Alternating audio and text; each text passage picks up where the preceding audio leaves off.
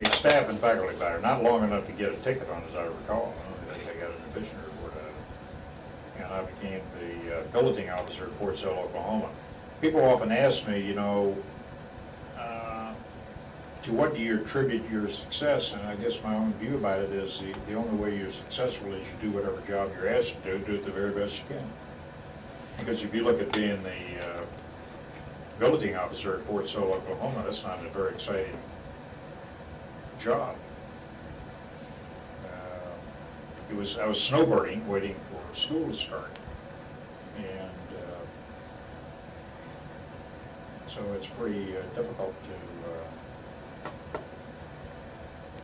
claim any great credit for any formative business operation when you're the chief of billeting, when you get a zillion students going through the school at the time. Who was your boss then? No idea. Yeah. And Some your staff and faculty, some colonel that ran the student attachment or something. detachment at Fort Sill, which is pretty sizable student detachment, I couldn't tell you. Did you have a bunch of civilians and odds and ends of soldiers? Yeah, and I ran, I had a little soldier staff, ran the sort of the in processing, and I ran a bunch of cleaners and sheet changers and all that kind of stuff. I remember one salutary incident when I got a call from one of the BOQ maids. It's the hottest firecracker at Fort Sill in the middle of summer, and there's a Nigerian guy sitting in the middle of his bed. He had a pail of water. This is in those BOQs, wooden BOQs, two-story wooden BOQs, and he had a pail of water, and he was taking, and a sheet over him. He was taking a pail of water, dousing the sheet. Of course, that was soaking through the mattress. Right. Pool of water on the Floor. That was running through into the floor, room below. That's right. So it was exciting work, And this guy was probably a major. probably.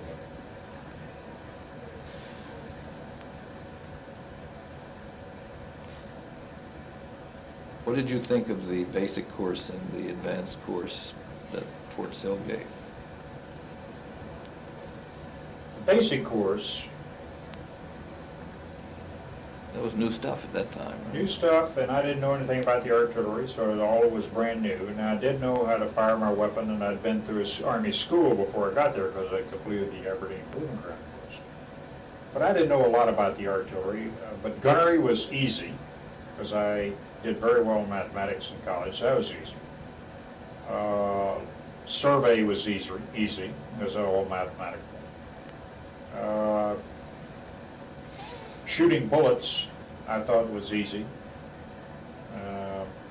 As a port observer, I didn't have a great problem about that. Didn't have any problem with binocular vision? No, I was good. I was a pretty good shot. I mean, I knew you had to get an over and a short. And that's pretty simple. If you can see the target, you can tell whether it's an over and short. So your binocular division really wasn't important. Fortuitously, the reticles are located in the left eye. So measuring the distances was reasonably easy.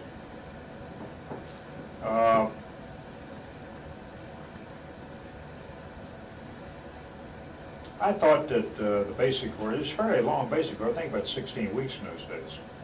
And I thought the basic course prepared you academically to do the duties of a battery officer.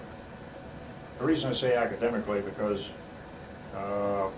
the amount of field training I got was large. Most of it was in classroom-like settings. The howitzers were in the classroom out of the heat or the cold, because it gets pretty cold in Fort Sill. Obviously, you had to shoot. You were shooting outside.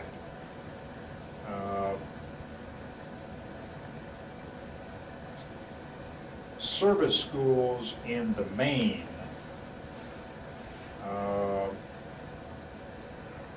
spend more time indoors than they should, and then whenever you get to run the service school, you need to go in and flush it out so it goes outside.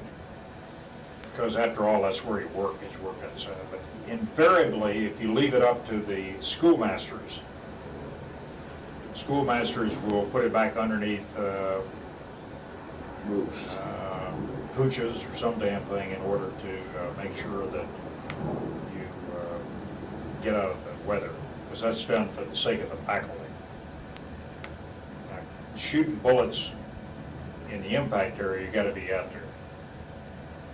And when you go out and shoot bullets at Fort Sill, the famous wind blows, and so it gets pretty chilly out there. But other than that, a lot of people like to go back inside, so later as a TRADOC commander or something like that, you got to force people to go back to the field, get out in the field. But I think looking back on it, I thought the basic course was heavily oriented on Korea. So there was a lot of business about digging in static positions and less on mobility. A general named Watlington was the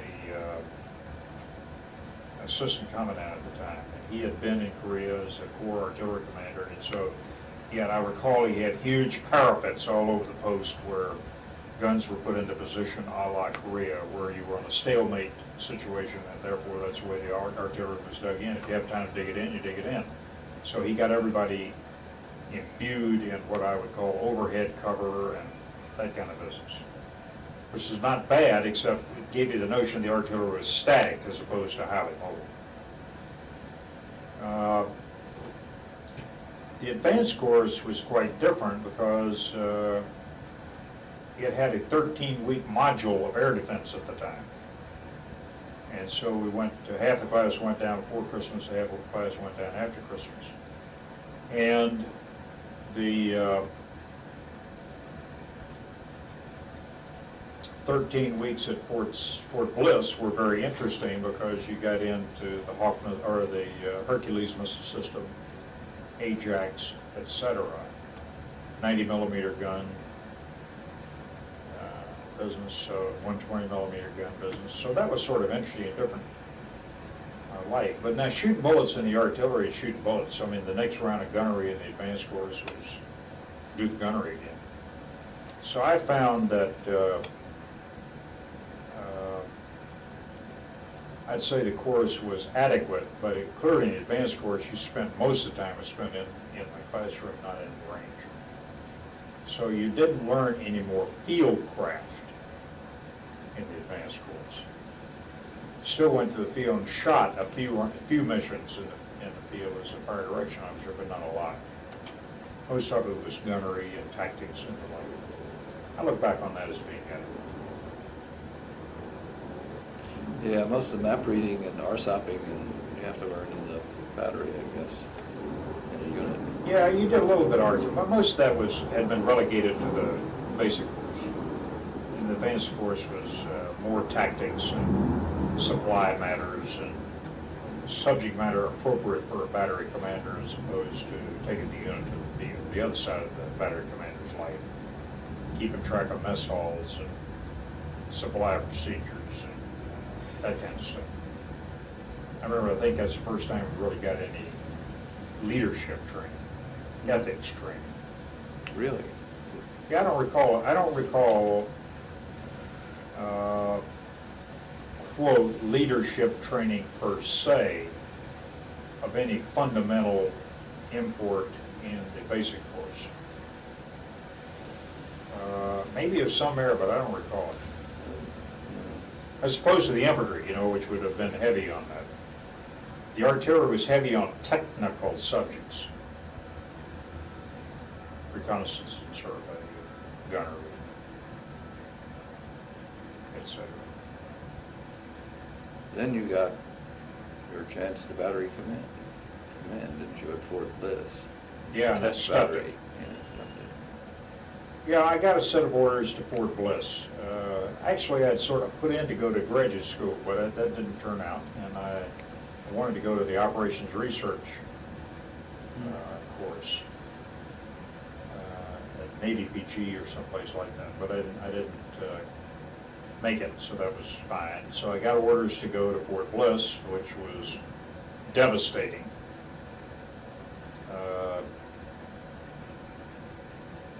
Because going to the air defense from the field artillery was the least likely thing anybody would want to do. So the orders there, even though it was an integrated branch, so the orders there said you report to the S1 at Fort Bliss, Texas, with further assignment to the Honest John Test Battery at Oro Grande, New Mexico, which is about 100 miles north of El Paso. So I went in to see the S1, who's a major, and I said, I'm not going to Oro Grande. What else you got around? He said, well, that's the job you're supposed to go do. And I said, yeah, but I've already had almost 2 years of Honest John time. And I said, I've learned all I need to know about Honest John time.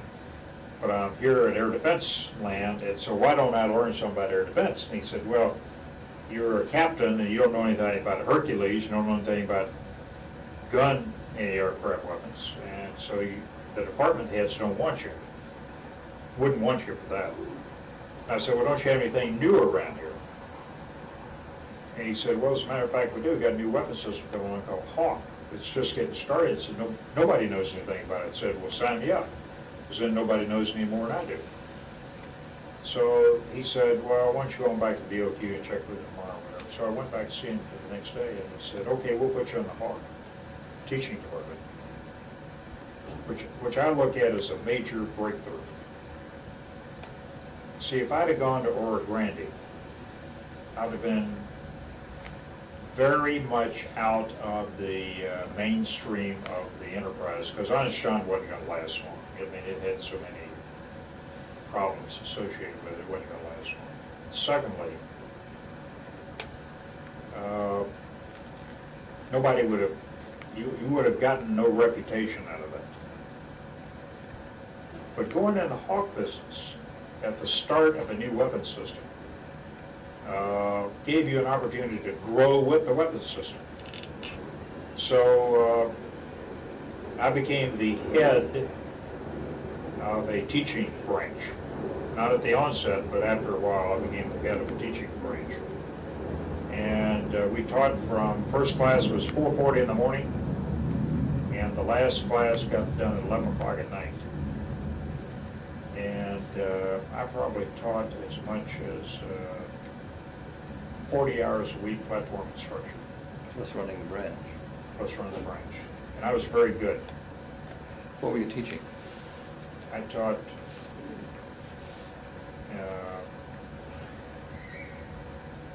the battery control central, which is the nervous center.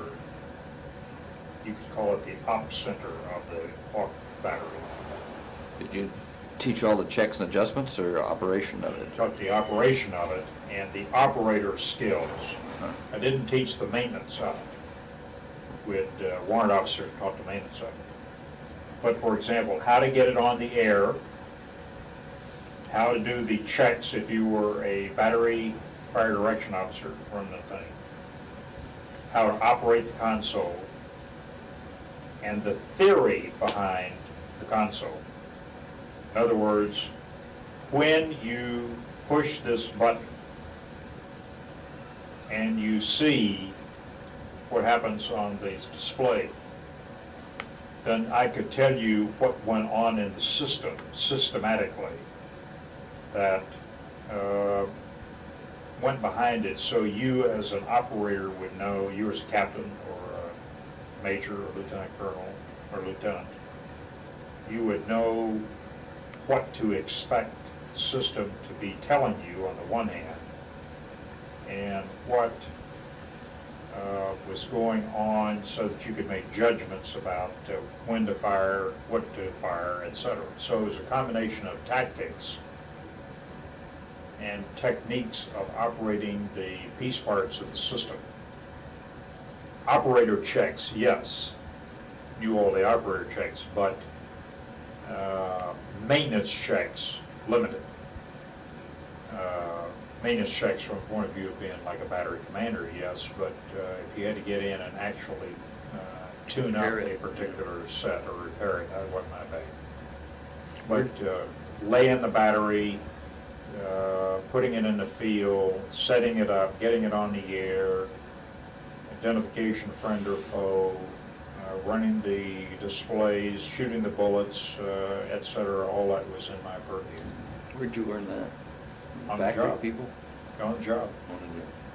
Did you have, I guess you had systems, or did you have them? Yeah, we had Were they in- 2 systems in the park, and we'd taken one system out of its van and put it on a floor In a building somewhere? in a building, and the park was immediately next, adjacent to it, so you could do work in the building and then go out and work in the park, and do work in the building and work in the park.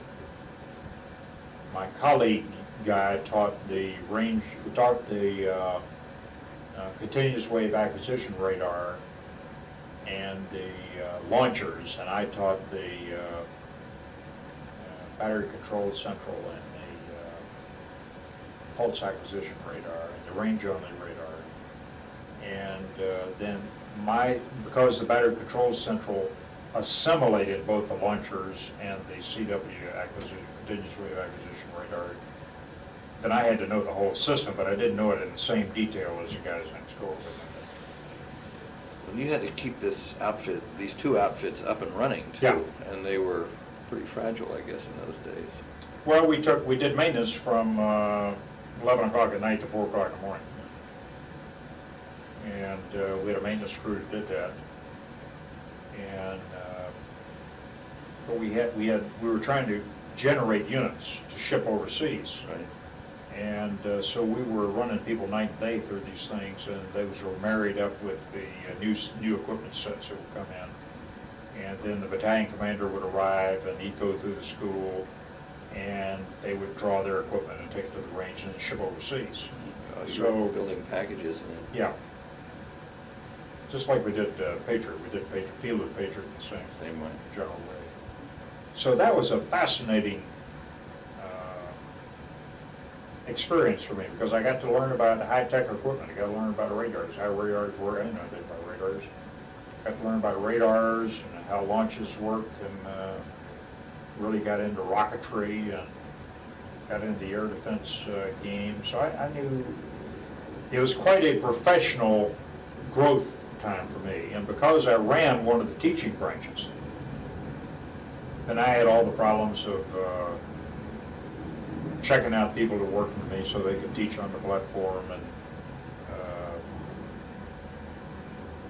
running the maintenance of this particular organization and the like. And so I had first, and then teaching itself. So I had a tremendous time as a captain. It was a formative experience for me. It gave me probably, it changed my life in terms of public confidence to speak in public. That just happened by doing it. Well, it's a little bit by design, because Fort Bliss had some rules. One of the rules at Fort Bliss was you could never stand behind the podium, give a class, as a rule. There's a guy named Melnick, who was the assistant commandant at the time, an old soldier, feared, absolutely feared. One of his rules were, if I catch you behind a podium, you get relieved. So what you could do is you could put some notes on a podium, but you had to memorize the class. You could put notes in a chalk tray, or put them on the floor, or put them on a desk, or whatever, but you couldn't stand behind the podium and read your class. If you did that, you're dead meat. So consequently, you got to know your material very well. You got to get very, the reason I say confident when wrong is because I had at the end of every one of these courses, you had a critique sheet, obviously, and my boss, who was a full colonel, called me up one day and he said, you got a bad report here. And as we looked at it, this guy said, this captain was right, he said, this is the most arrogant captain I've ever seen in my life. He's even confident when he's wrong. And so I picked that up as part of my lexicon, because I got reviewed by a peer. Now, all the advanced courses were coming through. And Okay. all So this you were kind of getting stuff. them plus the packages. Yeah. And so boss said, if I get another 50 like that, I'm gonna do something about it. Another 50? Yeah. There was a numerical score? No, he said, if I get another 50 of these reports that, Oh, okay. that you're a horse's ass and arrogant and all that, then I'm gonna do something about it. So that didn't change my style. So he was back behind to me, you. yeah.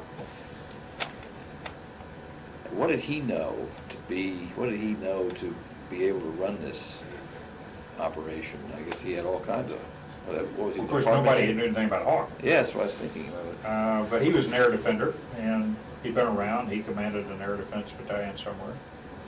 And he'd been probably, as I recall, his name was Lavoie, and Colonel Lavoie had been a brigade commander in the air defense somewhere out in NORAD.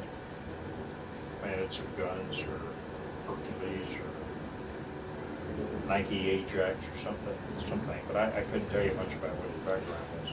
Did you have tech reps or anything like that, or somebody Yeah, from the we had, factory to help you learn what, I mean? Yeah, we had you learned Raytheon, this- we had Raytheon tech reps, Yeah. and we got on the equipment and operated. Figure out, I mean, there were technical manuals about it. So you and taught operating manuals yourself? about it. But they were the embryonic manuals. Yeah, draft ones, I guess. Yeah, and as time would go on, then we'd find out there were errors in our teaching way, because we had a feedback coming from overseas by a guy who said, well, you said A, B, C, and D, but it's not A, B, C, and D, it's A, C, and D. And so you need to change your instructions. So there's a pretty good rapport between us as faculty and the operating group. And the other thing that the Department of the Army had tried to do here was they tried to infuse a number of field artillery officers into the Hawk system, because the Hawk system was going to be a mobile system. Turns out in Germany it wasn't. It got put up on blocks like most things do in Germany, but it was designed to be a mobile system, and would be had we gone to war in Germany. But they were trying to get off of the sight emplacement game that was in the Hercules system and get into rapid mobility and the like, RSOPing like you'd know in the field artillery. And so they wanted a few of us artillery guys who had been in the business to seed our way through the Hawk systems, and quite a few artillerymen did get, field artillerymen did get posted in the air defense at that time in order to get the Hawk launched into being a mobile field, mobile system. I also became the VIP briefer for Hawk, because I probably knew more about the integrated Hawk than any other officer on the post. How many officers were there involved? In my teaching shop, I think I had something like 30 people, of whom half were teaching officers, and the other half were enlisted maintenance guys. That was your team? Yeah. And then there was a launcher team? Yeah. And was there another team that was more inside the wiring and so forth? Maintenance? No, those guys were taught by a different shop. So we had about 60 people in total. And my immediate boss was a captain. He ran the overall shop. I had a Canadian working for me, had a Marine working for me, had a bunch of rookie lieutenants.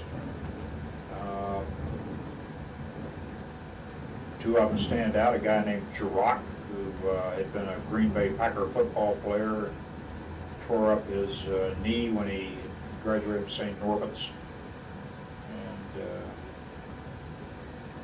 and got drafted by the Green Bay Packers, and he tore up his knee in pre-season camp, so he decided to come in the Army. He ended up working for me. Ended up going back to civilian life. And his wife called me on the phone one day and said,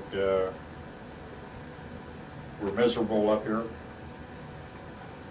I'm going to grad school. He's going to grad school, trying to get his master's degree from St. Norbert's. He's also working in a pickle factory, trying to earn enough money so he can get school. So can you get us back on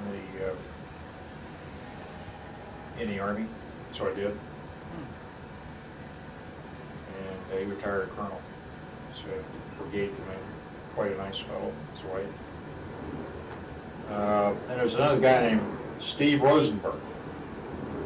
Kid who graduated from some school up around Tulsa. He was a native of Tulsa, and he came to work for me, and he had a a tick.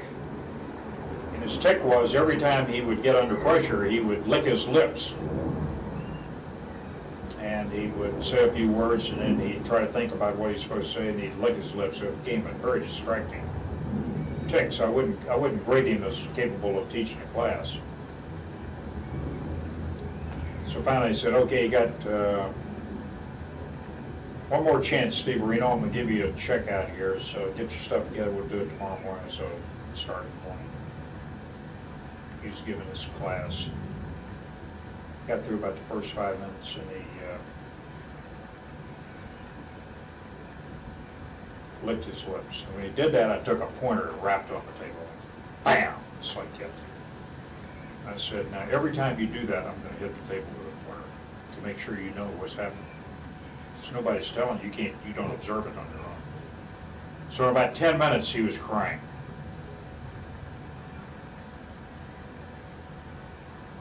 Next year, he was the instructor of the year. And then he left and went back to civilian life. He said to me, I could have killed you that day. He said, thanks very much. We kept up with one another for quite a while. One of the things that is intriguing about you is this business about people say see you as hard and you see yourself as soft or supportive. And we'll have to listen to a lot of people about that. Find that. Yeah. Perception. See, look, let me give you a perception. I got into the Army by a guy going to bat for me,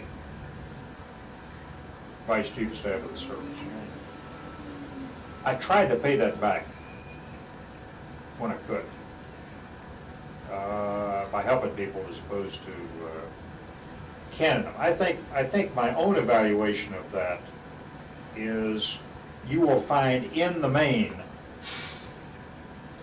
that the way that you found out where you stood with me is when I quit talking to you, you knew that I didn't care for you.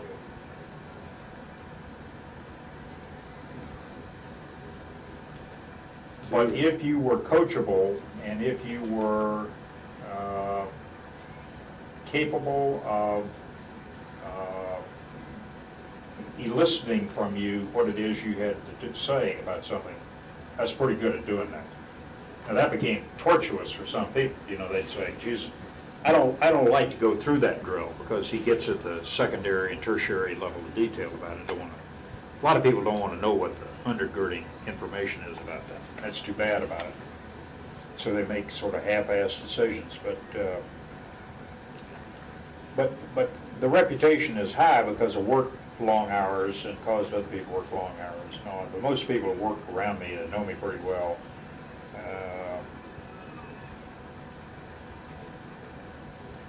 see the difference.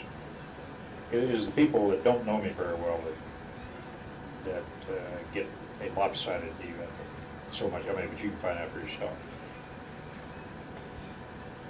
The episode at Fort Bliss comes the first time that I sort of recognize I got some outside talent. The guy comes from me from RCA. One day I gave this big briefing and technical work on the Hawk and all that. This guy comes up to me and gives me a car. He's the vice president of RCA. And he says to me, "How would you like a job?" And I said, "Doing what?" He said, "Well, you'd be a sales guy for us." And I said, "I don't know anything about your product." He says, "If you can sell this missile system, which you just have, you can sell anything we got. We'll tell you how it works, and you can sell it." So I guess I became fairly confident that if I could grasp the concept of what was happening here, then I could transfer it in a meaningful and positive manner that would cause other people to buy into it. In other words, I was a convincing arguer for what it was I was selling. So the RCA guy gave me this trouble. I said, you know, I think about that, but I'm not sure. I'll think about it. And I didn't think about it much. Went back to work because I was working from 4 o'clock in the morning till 11 o'clock at night, so I didn't think a lot about it. But at least I was getting a feedback that I had some external marketability. And about that time, I became fairly recognized as a hotshot at least in the Hawk system, and in maybe air defense total. So I was asked to come up and teach the command and staff tactics on the Hawk system and air defense in general. That put you in a different department. And that took me out of the teaching branch that I was in. And I'd say this was 9 months after I got into the business to 10. And so I moved up and went to work maybe 12 months, maybe a year I was down there in the hardware side. And then I was moved in a command and staff branch. And I taught tactics, and there was a VIP course for people that came in from Washington and other environs, and I taught in that course, which had a high-priced syllabus for a 1-week course. And then I discovered I was working for a drunk. I used lieutenant colonel, and the more I took a look at that, the more I knew I wasn't going to do that. And so about in November of 1961, I called my branch assignment officer, who had been part of the Mafia in the 11th Airborne Division. Did you know that, or was it just luck? Oh, no, I knew who he was. The guy's name was John Colt, Major Colt, C-O-L-T. And I said to John, listen, John, I'm working for a drunk down here, and I ain't working for a drunk. And I would like to volunteer to go on any assignment in the world, anywhere, now. And he said, you mean you really want to go out of there? I said, yeah, I really want to get out of here. And I said, I'm doing fine. I think my fishing reports are perfectly fine, but I'm working for a no-good son of a bitch. And he's alcoholic. You're drunk on duty and everything else? Huh? Was he drunk on duty and everything else? Well, he'd come in at 10 o'clock in the morning and he'd be reeking of alcohol. He was a drunk. Wow, yeah, he was hardcore.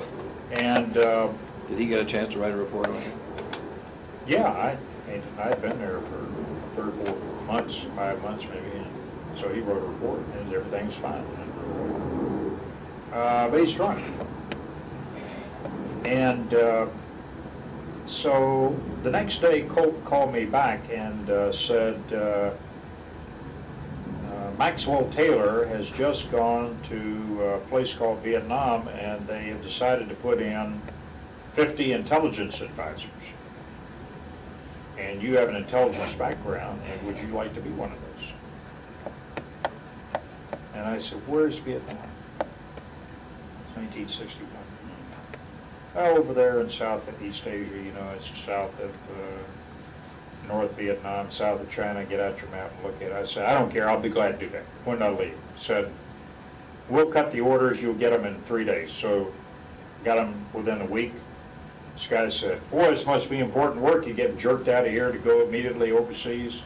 I said, yeah, I guess it must really be important. Boy, I'm going to really miss being here. A really terrific job and all that. Some of us never knew what happened. And so I went to a military advisory school in Arlington Towers down here, now known as the River House Apartments or whatever. And we spent about 6 weeks there. Went to language school for about 6 weeks and found myself in Vietnam in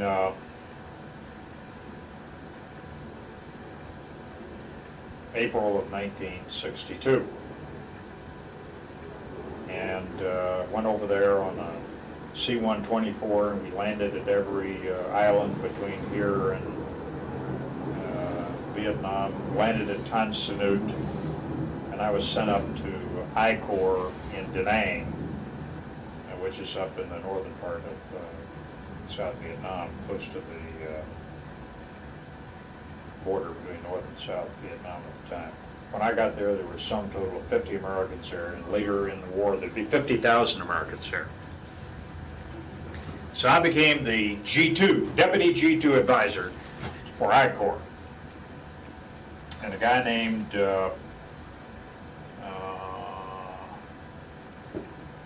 his name just escaped me there. Denno, a guy named Bryce Denno, D-E-N-N-O, was the colonel in charge of that detachment up there, and he's a very senior infantryman. And I worked for a guy who was a up from the ranks Korean War vet, who was a major.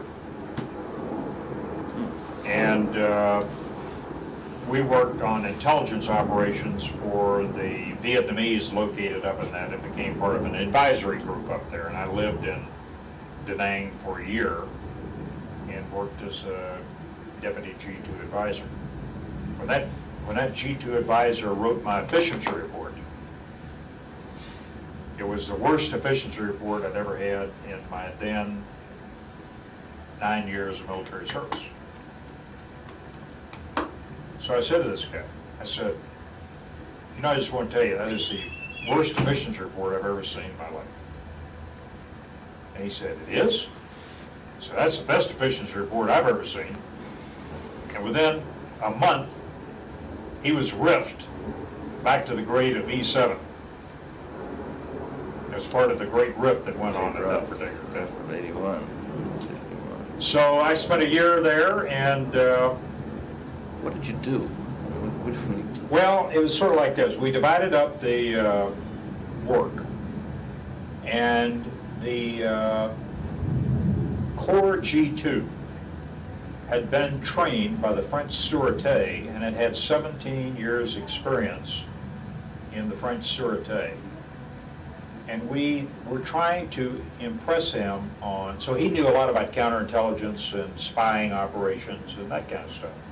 You know, how to run a net. Right. But he didn't know anything about long-range patrols. He didn't know anything about aerial photography. He didn't know anything about intelligence preparation of the battlefield and how you go about looking at the order of battle and that kind of stuff. That wasn't his bag. What he was into was, how do you set up an intelligence net in a village? Yeah, And, which is...